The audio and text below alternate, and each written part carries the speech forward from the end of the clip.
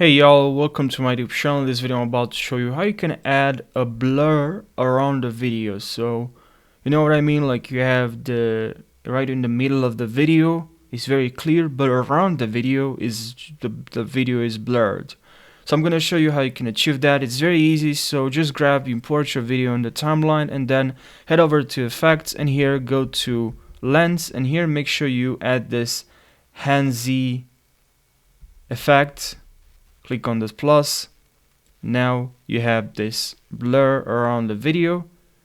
You can increase the blur, you can move this clear like where you want to, and vertical also, horizontal and vertical. Yeah, so I hope if that's what you're looking for, I hope this video answered to your question, and I hope this is the solution for what you're looking for. Thank you guys for watching, and make sure you subscribe for more. I really appreciate it. Take care.